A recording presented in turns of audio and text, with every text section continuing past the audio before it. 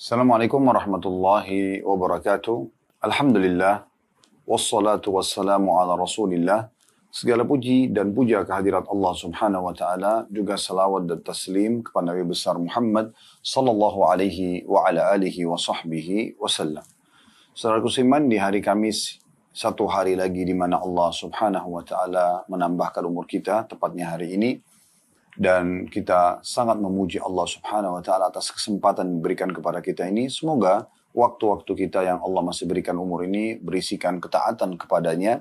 Dan juga kesempurnaan ilmu, iman, serta jauh dari segala macam mara bahaya dan pelanggaran. Serta juga tentunya kita berharap agar semua dosa-dosa tidak terkecuali besar ataupun kecil, sengaja tidak sengaja yang pernah kita lakukan, dimaafkan oleh Allah subhanahu wa ta'ala. Juga tentunya kita berharap semoga Allah subhanahu wa ta'ala menjaga selalu saja ketentraman, kemakmuran, persatuan, kesatuan dan kemerdekaan negara kita. Dan Allah subhanahu wa ta'ala terus majukan negara kita sehingga menjadi contoh bagi negara-negara yang lain. Dan semoga Allah subhanahu wa ta'ala memberikan hidayah para pemimpin untuk menjalankan tugas dan amanah dengan baik. Juga menjadikan kita masyarakat yang selalu gotong royong dalam hal-hal yang tidak bau maksiat kepada Allah subhanahu wa ta'ala dengan pihak pemerintah kita. Dan semoga Allah subhanahu wa ta'ala menolong saudara-saudara kita dimanapun mereka berada yang sedang tertindas, baik di Palestina, di Syria, di Yaman, di Irak, di Myanmar, dimanapun yang sedang tertindas.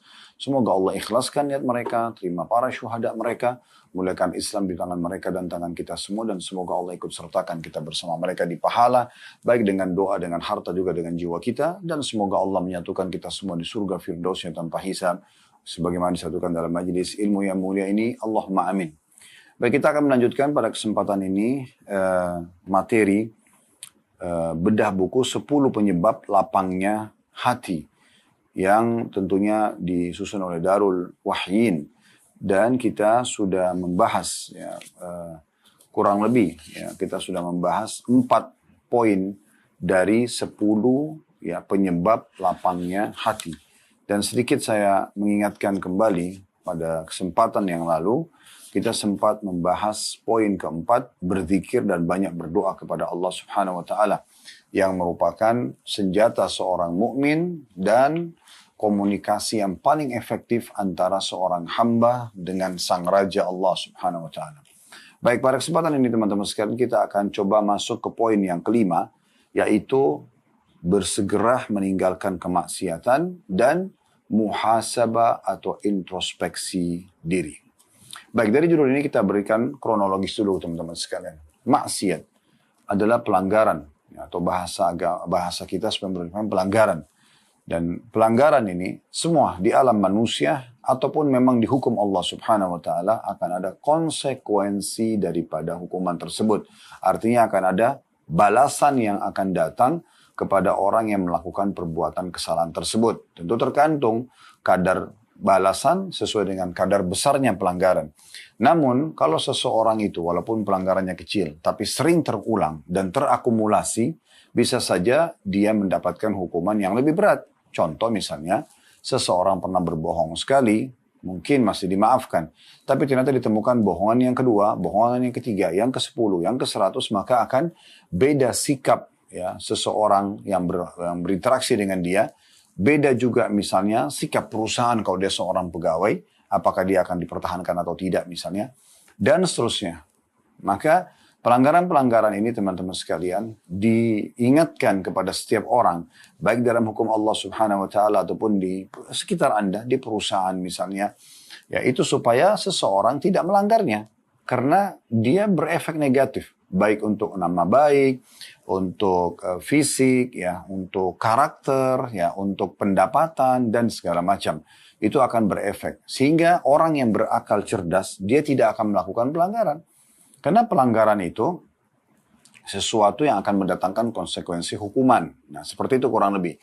Ya, kalau seseorang sudah terlanjur pernah melakukan pelanggaran misalnya, anggap dia sengaja. Kalau dia tidak sengaja kan itu lebih ringan. Tapi kalau dia sengaja pun, maka dia seharusnya segera introspeksi diri. Nah, ini hubungannya atau korelasi antara potongan judul kita. Jadi bersegera meninggalkan kemaksiatan dan kemudian langsung dia muhasabah atau introspeksi diri. Dia langsung memperbaiki dan dia berusaha untuk membuat benteng-benteng yang sangat kuat dalam dirinya agar tidak mengulangi lagi kesalahan yang sama. Sehingga nanti yang ada ke depannya adalah kebaikan-kebaikan. Ya, di sisi Allah Subhanahu wa Ta'ala dia akan diberikan balasan karena sudah taubat. Di mata manusia pun akan menjadi baik kembali namanya yang sudah rusak. Nah, ini diistilahkan dengan introspeksi diri. Beruntunglah orang, teman-teman sekalian, kalau dia berbuat salah dan dia sudah tahu salah, kemudian dia segera untuk bertaubat kepada Allah Subhanahu wa Ta'ala.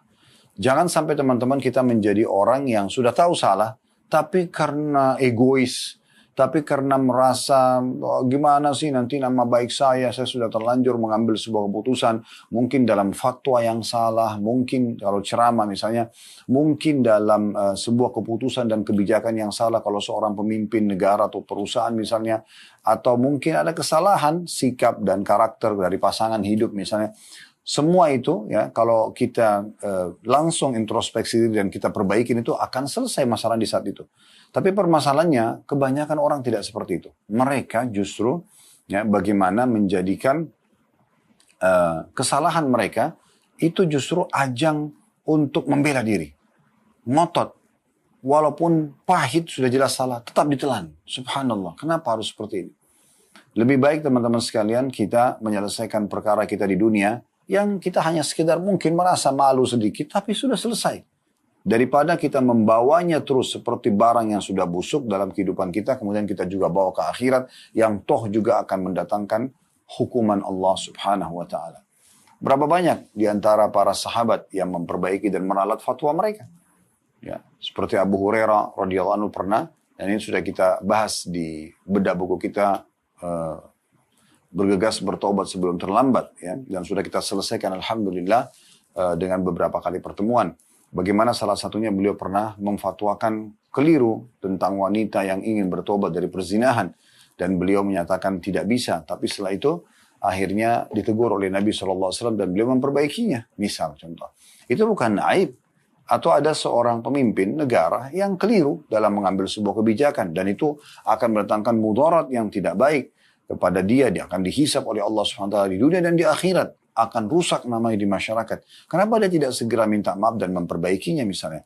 Pijakan seorang pimpinan perusahaan misalnya, tahu dia salah, kenapa dia harus otoriter dan mengatakan, oh tidak, ini adalah hak saya, ini perusahaan saya, terserah saya, dengan tidak memberikan hak pegawainya misalnya.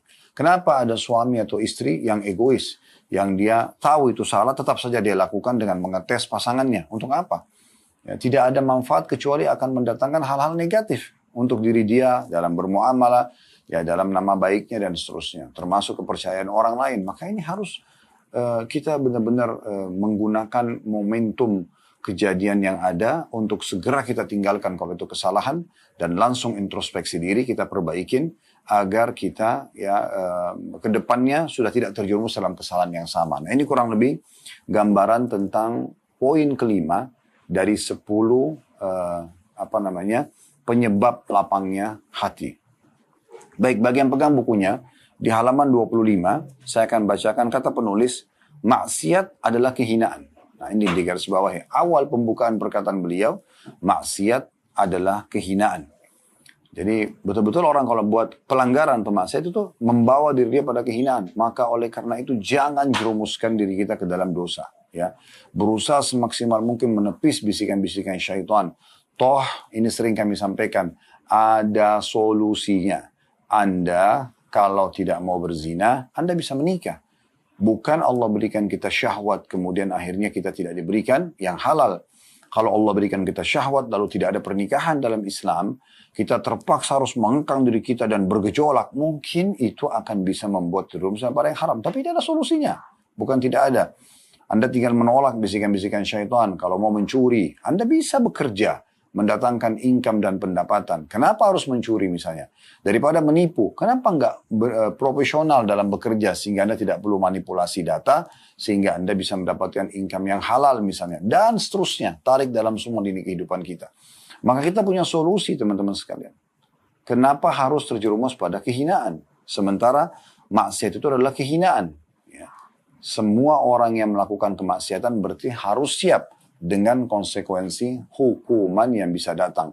Hanya saja ada satu hadiah, ya kalau saya melihat ini dari Allah Subhanahu wa Ta'ala, disebutkan dalam surah Al-Imran tentunya ya, surah nomor 3 dari ayat 133 sampai kurang lebih mungkin 135 atau 136. Itu tentang ciri orang-orang yang bertakwa kepada Allah Subhanahu wa Ta'ala. Di antaranya mereka kalau melakukan perbuatan dosa, kemudian tadzakkaru, mereka tiba-tiba mengingat. Fa idza mubsirun, tiba-tiba mereka mendapatkan petunjuk lalu mereka meninggalkan perbuatan dosa, tidak melanjutkannya. Nah, ini poin penting. Kalau orang itu melakukan perbuatan dosa atau dia baru mau melakukannya, kemudian ada bisikan ketakutan dalam hati, kekhawatiran, lalu dia tinggalkan, itu yang diharapkan dari orang tersebut, dan ini adalah panduan dalam syariat Allah Subhanahu wa Ta'ala. Jangan dilanjutkan kesalahan tersebut supaya Allah Subhanahu wa Ta'ala tidak segerakan hukuman datang kepada orang seperti itu. Baik, selanjutnya saya bacakan kembali ya. Saya ulangi di awal paragraf di halaman 25. Maksiat adalah kehinaan. Kemudian koma, menjauhkan dari rahmat Allah Azza wa Jal. Menjauhkan dari karunia Allah, dari rezeki Allah, dari kebaikan-kebaikan Allah. Karena dosa itu untuk dipelajari dan dijauhi, bukan untuk dicoba. Gak perlu kita mengatakan, oh babi itu haram, maka saya mau tahu dulu bagaimana rasanya. Kenapa diharamkan? Zina itu haram, saya mau coba dulu. Bohong itu haram, riba itu haram, dan seterusnya. Untuk apa dicoba? Ya udah kita langsung aja kepada hal yang dibolehkan. Kan lebih enak. Ya bisa kita langsung kerjakan, bisa kita nikmatin. Kan gitu. Kemudian selanjutnya, koma kata beliau, setelah maksiat adalah kehinaan, koma menjauhkan dari rahmat Allah Azza wa Jal, bukan koma lagi, kesusahan. Koma lagi, kesedihan. Dan kesempitan dada. Semua ini berkumpul di satu dosa. Anda lakukan satu dosa saja. Sudah cukup semua ini berkumpul pada diri Anda. Anda merasa sumpek, Anda merasa sedih, banyak rezeki mungkin Allah yang tertahan tidak sampai kepada kita. Ya, terhina, merasa bersalah. Anda ambil uang 100.000 rupiah saja, bukan hak Anda. Setiap Anda dengar angka 100.000, Anda ketakutan sendiri. Itu yang terjadi. Ya. Lalu penulis mengatakan, saudaraku, apakah Anda menginginkan jalan keluar dari apa yang Anda alami, sedangkan Anda, tanda kutip, ya, merumput di sebagian padang kemaksiatan? Sungguh mengherankan apa yang Anda lakukan ini. Anda memohon kepada Allah Azza wa Jal untuk hajat diri Anda, sedangkan Anda melupakan pelanggarannya. Maksudnya sungguh unik. Anda selalu mau sehat, Anda selalu mau bahagia, Anda mau terpenuhi kebutuhannya, diberikan rezeki di dunia, selamat di akhirat. Tapi Anda bukan melakukan perbuatan dosa. Gimana mempertemukan antara berharap rahmat Allah, berharap keselamatan, berharap rezeki, tetapi melakukan pelanggaran. Anda berharap nama Anda harum di perusahaan, Anda dapat gaji, dapat bonus, tapi Anda lakukan pelanggaran. Bagaimana bisa mempertemukan antara poin-poin ini? Selanjutnya, kata penulis, tidak tahukah Anda, semoga Allah memberikan Anda petunjuk, bahwa dosa adalah pintu sangat besar masuknya berbagai musibah pada hamba. Nah ini tambahan lagi nih. Berarti orang kalau buat dosa, dia membuka pintu musibah yang besar yang bisa menimpa diri dia. Allah Ta'ala telah menyebutkan di dalam surah Asy-Syura ayat 30. وَمَا أَصَابَكُم مِّن مُّصِيبَةٍ فَبِمَا كَسَبَتْ أَيْدِيكُمْ وَيَعْفُو عَنْ كَثِيرٍ. Dan apa saja musibah yang menimpa kamu, maka adalah disebabkan oleh perbuatan tanganmu sendiri. Dan Allah memaafkan sebagian besar dari kesalahan-kesalahanmu. Jadi sebenarnya kurangnya rezeki, belum sembuhnya penyakit, banyaklah permasalahan yang kita hadapi dalam hidup kita. Itu karena kenapa? Karena memang ada dosa. Secara teori agama, tidak perlu ya, seseorang itu ditimpa musibah yang memberatkan dia, kalau dia tidak melakukan maksiat. Beda kalau ada ujian yang Allah ingin tinggikan derajat dia, kayak diganggu orang dan segala macam. Tetapi, umumnya kalau ada sesuatu musibah yang datang, itu apalagi kalau merata, besar, jangka panjang, ini semua tidak akan bisa kita keluar darinya kecuali kita introspeksi diri dan segera kita bertaubat dari kesalahan-kesalahan kita. Maka Allah menjelaskan musibah-musibah yang terjadi pada diri kalian itu adalah dari diri kalian sendiri. Kalau kalian tidak lakukan pelanggaran, maka tidak akan ada datang kepada kalian hukuman-hukuman tersebut. Dan Allah mengatakan, dan masih banyak yang Allah maafkan. Artinya kalau Allah mau menghitung dan menghisap kita di setiap dosa yang kita lakukan, maka mungkin sudah tidak bisa kita hidup lagi. Selanjutnya, ayat yang kedua yang diangkat oleh beliau, surah Al-Imran ayat 165. Yang bunyinya, awalamma asabatkum musibatun qad asabtum mithlaiha qultum anna hadha. Qul huwa min indi anfusikum. Inna Allah ala kulli syai'in qadir. Dan mengapa ketika kamu ditimpa musibah dalam perang Uhud, maksudnya ini ayat turun pada perang Uhud, padahal kamu telah menimpakan kekalahan 2 kali lipat kepada musuh-musuhmu pada perang Badar, kamu berkata, dari manakah datangnya kekalahan ini? Katakanlah, itu dari kesalahan dirimu sendiri. Sesungguhnya Allah Maha Kuasa atas segala sesuatu. Jadi di perang Uhud, itu di awal peperangan, muslimin menang. Tapi subhanallah, dari 50 orang pemanah yang ada di Bukit Pemanah, ada 43 orang yang melanggar perintah Nabi SAW. Ini maksiat kepada Rasul. Kata Nabi SAW, jangan kalian turun dari Bukit Pemanah ini. Walaupun kalian melihat jenazah kami sudah dipatok oleh burung gagak. Dalam riwayat lain, walaupun kalian melihat ya kami sudah ya menang ya, atau kami kalah, gitu kan. Tapi subhanallah, di saat awal peperangan muslimin mendapatkan kemenangan, 2.800 orang Quraisy melarikan diri semuanya. Maka yang terjadi, 43 orang dari pemanah turun dari bukit tersebut. Dan mereka melanggar perintah Nabi SAW. Sudah diingatkan oleh pimpinan mereka. Namanya Abdullah bin Jubair radhiyallahu anhu. Jangan. Rasulullah SAW larang kita meninggalkan bukit ini. Walaupun kita sudah melihat jenazah muslimin dipatok oleh burung gagak. Sampai ada perintah dari Nabi SAW. Tapi mereka membantah, mengatakan, masa sih tidak ada musuh begini kita masih mau bertahan di sini. Mereka turun, akhirnya ya muslimin dikalahkan pada saat itu. Karena ada satu pasukan Quraisy yang dipimpin Khalid bin Walid, kurang lebih 200 orang yang memantau peperangan dari jauh. Mereka lihat kekuatan umat Islam ada di Bukit Pemanah. Maka setelah 43 orang itu turun mengumpulkan harta rampasan perang, sisa 7 orang saja, maka pasukan Khalid bin Walid yang 200 manuver dari belakang bukit, lalu naik dan membunuh 7 orang itu. Sehingga kekuatan umat Islam di atas bukit yang disusun Nabi SAW sudah tidak ada lagi. Disitulah umat Islam mengalami kekalahan. Nah, di sini Allah menggambarkan sebagian sahabat Nabi waktu itu ada yang mengatakan, dari mana kekalahan ini? Kok bisa kita kalah ya? Kita kan dalam agama yang benar. Maka Allah mengatakan, itu dari diri kalian sendiri. Tanya diri kalian, apa yang kalian lakukan dari pelanggaran-pelanggaran itu?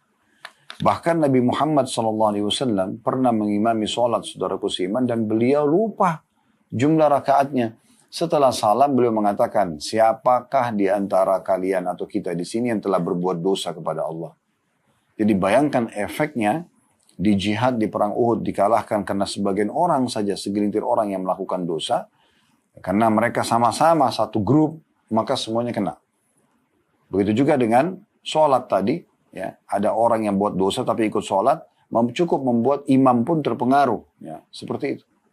Begitu juga dalam rumah tangga, mungkin suami yang buat dosa, tapi istri sama anaknya kena efeknya. Mungkin istri yang buat dosa, suami sama anaknya berefek. Anak-anak yang buat dosa, efek kepada orang tua buat dosa, efek kepada anak-anak, dan seterusnya. Ya. Makanya para ulama salaf itu mereka kalau sedang menghadapi satu permasalahan, mereka introspeksi diri. Dari dirinya, kemudian keluarganya, dicek satu persatu, ada masalah apa nih. Ya. Kalau benar-benar kalau ditemukan, diajak bertobat. Kalau tidak ditemukan dosa itu, maka mereka beristighfar. Ya. Sama-sama semuanya, intinya semua taubat kepada Allah, berharap Allah subhanahu wa ta'ala menyelesaikan permasalahan mereka. Jadi ini poin yang luar biasa yang harus kita perhatikan baik-baik. Lalu kemudian penulis mengangkat setelah firman Allah subhanahu wa ta'ala surah Al-Imran 165 yang ada di halaman 27, perkataan Ibnu Qayyim rahimahullah di halaman 28-nya.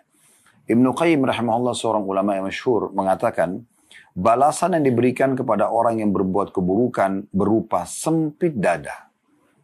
Ini yang paling pertama dirasakan bagi pelaku dosa, sempit dada. Dia habis berzina tadi malam, dia habis minum khamar, dia habis narkotika, transaksi haram, manipulasi data, durhaka sama orang tua, durhaka sama suami misalnya istri, atau suami membengkalikan kewajibannya sebagai suami, dan seterusnya. Yang paling pertama sempit dadanya. Jadi walaupun dia berada di sebuah lapangan yang luas, di bumi yang luas ini, di rumah yang luas, tetap aja dia merasa sempit. Dadanya sempit. Ada orang subhanallah karena ketakwaannya kepada Allah walaupun tempatnya sempit selalu dirasa lapang sama dia. Karena dia selalu bersyukur, dia merasa cukup. Maka dadanya lapang. Yang membuat dada sempit selalu merasa tidak cukup, dosa kepada Allah SWT. Pasti ada dosanya, nggak mungkin tidak. Kemudian munculnya keras hati. Susah untuk taubat. Susah untuk bisa mendengarkan nasihat. Itu efek dosa. Hatinya keras. Selalu merasa dia muncul dalam hatinya ya. Penyakit-penyakit hati seperti keras hatinya ya. Egois, ya, balas dendam, apalah segala macam. Nah itu semua jadi keras karena dosa. Ya. Kemudian yang ketiga beliau mengatakan tercerai-berai. Rusak hubungan baik dia dengan orang-orang di sekitarnya karena dosa yang dilakukan. Subhanallah, ini luar biasa nih, ya. Kemudian yang keempat, kegelapan, gelap hidupnya. Walaupun terang benderang di siang hari bolong, kita temukan ahli maksiat itu sumpah wajahnya gelap. Dia murung, dia tidak tahu harus buat apa. Bukankah Nabi SAW mengatakan contoh saja, ketinggalan sholat subuh aja.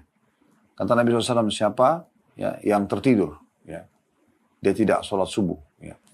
Maka engkau akan temukan orang itu sumpah sedih di hari itu.